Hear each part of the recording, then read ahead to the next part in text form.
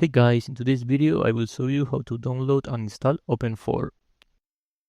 We can search for it on the internet or you can go to the description and click on it. We need to go to OpenIV and this is the official website. Now here we need to download the app. And now we just open it.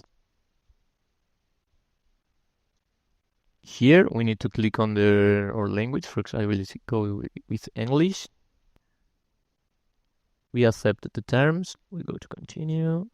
Here you can change the folder you want to install the OpenIV. I will leave it on default, and you don't really need to change anything here. If you want, you can click on this one to open for after installation. I will do that. And now we go to continue.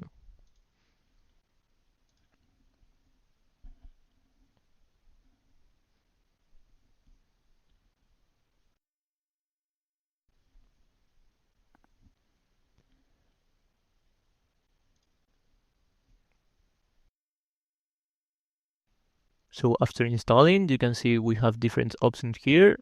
But for this one, we go to the GTA5 and we click on Windows. Now, sometimes this will automatically find your GTA5 folder, but for me, didn't found it, so I need to search for it manually.